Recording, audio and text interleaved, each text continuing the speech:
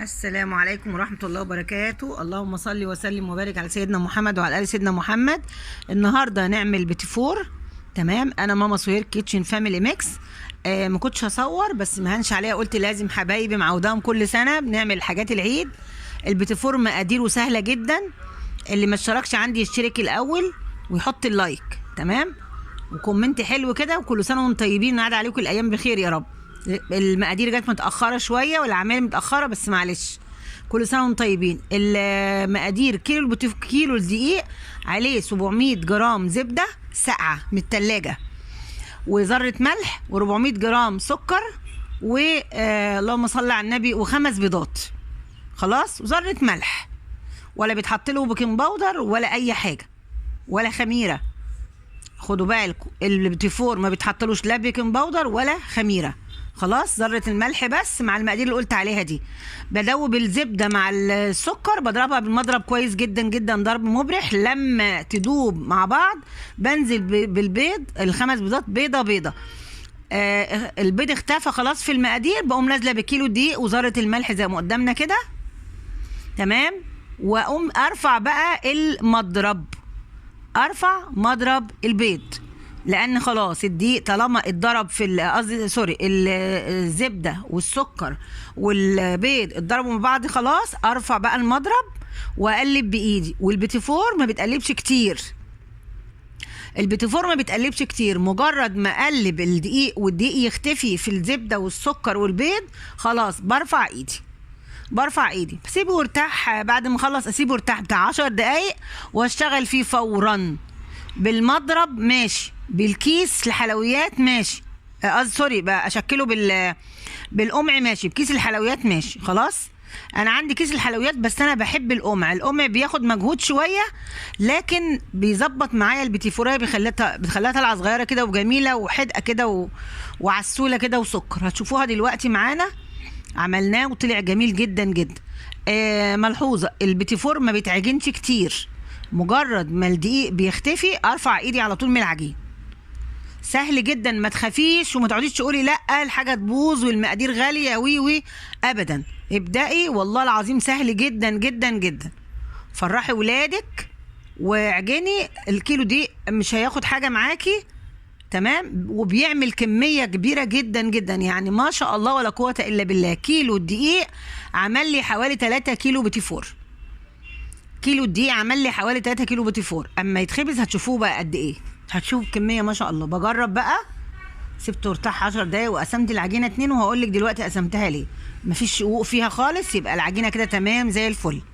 قسمتها ليه؟ عشان اعمل نص بالكاكاو ونص بالايه، ابيض زي ما هو كده عادي. بحط عليه معلقتين اكل مليانين، انا حطيت معلقه وقلت اجرب، لان في كاكاو بيبقى دارك، بيبقى اللي هو الاسباني، بيبقى غامق قوي. تمام، فانا خفت لا يغمق، قلت اجرب كده معلقه واشوف الدنيا ايه. ادينا حطيت معلقه، لقيت النتيجه لسه فاتحه. تمام، هجرب كده معاكم نشوف، لو حلو خلاص، مش فاتح هزوده تاني، مفيش اي مشكله. خلاص، طبعا واضح قدامكم ان هو لسه فاتح، ما ممكن يتعمل كده عادي، بس يعني لو غمق شويه يبقى احلى واشيك واطعم وكل حاجه.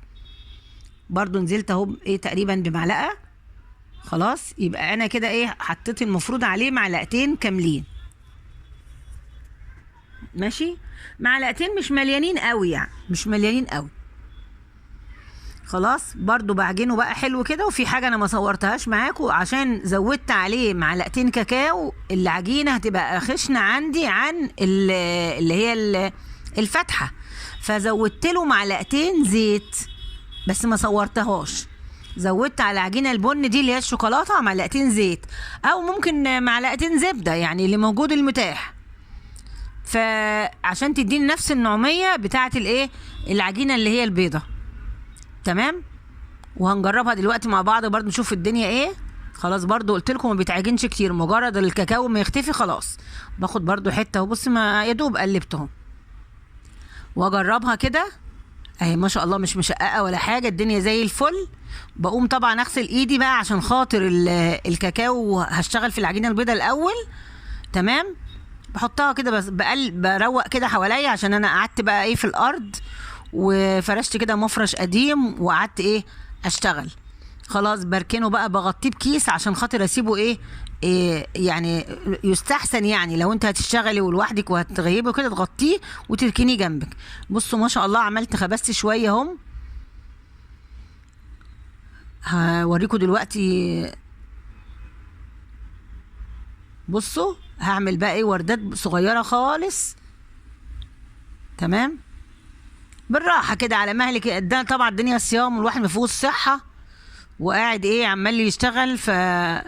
بص الوردات صغنونه يا جماله يا جماله.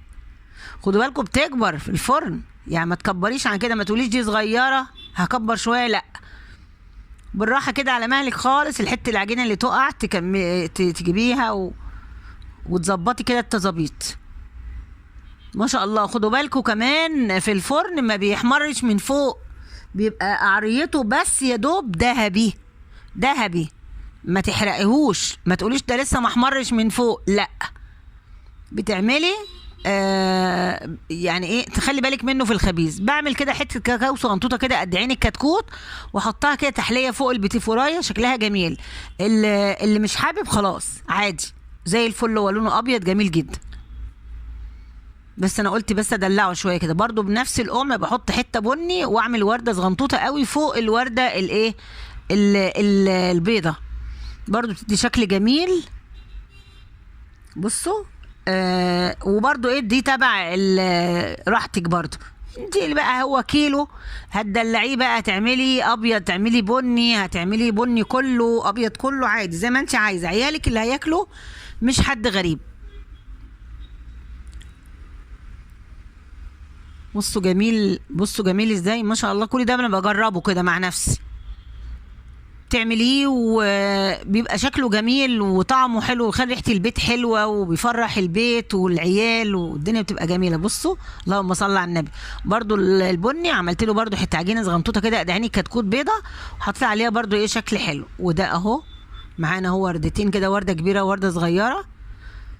بصوا شكله جميل ازاي. واهم من ده كله الخبيز، انك تتابعي في الخبيز، ما تقعديش بقى ترد على التليفون ولا تروحي تقفي في البلكونه ولا تقفي في الشباك ولا تتفرجي على التلفزيون، لا بتعملي حاجه تقعدي في الارض قدام الفرن، تقعدي قدام الفرن ما تتحركيش من قدام الفرن. بصوا اتخبز اهو ما شاء الله يا جماله يا جماله. ادي البيتفور بتاعنا اهو. كل سنه وانتم طيبين ونعاد عليكم الايام بخير. ورق زبده كده عشان خاطر معمول بقى يا جماعه بالزبده والسمنه البلدي، يعني اهم حاجه يبقى تكون ساقعه. اهم حاجه الزبده بتطلعيها من التلاجة ماشي، وتراعي برضو ان هي ايه ما تبقاش محجره قوي لا تكسر لك المضرب، عشان هي كسرت لي المضرب وانا بشتغل، كسرت لي المضرب. الحمد لله يعني اتصلح والحمد لله الدنيا تمام. بصوا جميل ازاي. والخبيز بتاعه شايفاه من فوق ابيض ازاي، ابيض، انما من تحت عريته ذهبي. بس ليه بتتابعي؟ اهم من الشغل ظبط الشغل، مش ايه يلا هي وعملنا بتفور والدنيا تمام واقوم رايحه ارد على التليفون، لا ده في لحظه بيتحرق في لحظه. على فكره ما بتاخرش في الفرن. ده لسه هو ده انا ببص كده عليه واحطه تاني يشتغل تاني. بص انا قاعده قدام الفرن ما شاء الله ما شاء الله ولا قوه الا بالله. مين اللي لسه ما حطش اللايك؟ عايزه اللايك يتحط وكومنت حلو كده وتقولي لي رايك ايه في البيتيفور. وجربي، مش مهم في العيد، يعني ممكن تعمليها على غير العيد، يعني العيال تحطي للولد الصغير رايح الحضانه رايح المدرسه تحطي له واحدتين ثلاثه كده في ال في ال في اللي هو اسمه ايه البوكس بتاعه ده، اسمه ايه؟ ايس بوكس، لانش بوكس، لانش ده الايس بوكس ده بتاع بصوا قريته جميله ازاي وحلو جميل جميل جميل. بتلزقي بقى كل اتنين بمربى تجيبي مربى مشمش. انا عملته والله بعسل، عسل ابيض، لان ما كانش عندي مربى ومش قادره انزل وصيام ومش عارف ايه وعملت يوميها برضه كنت بعمل حاجات تانية والطبيخ والصيام وكده، فانا لزقته بعسل وقمت عايصاه كده ايه بجوز الهند كده من حرفه، بس انا ما صورتوش بصراحه، بس بطريقتك انت وبراحتك انت بقى. بص الابيض اهو والبني، هم دول الكيلو دي، بصوا عاملين لي قد ايه ما شاء الله يعني. بصوا يعني كميه حلوه بصراحه. البني اهو صنطوطه كده حلوه، ما تفرشهاش عشان ما تفرش معاكي وتبقى كبيره وشكلها وحش. كل ما كانت البتيفوريه صغيره كده وجميله بتبقى مقطقطه كده وحلوه قوي. بصوا طبعا ايه البتيفور ده ملوش دعوه بانك بتطبخي وبتعملي طبيخ اليوم. وده كان فيديو النهارده، واشوفكم على خير، وما تنسوش اللايك والشير.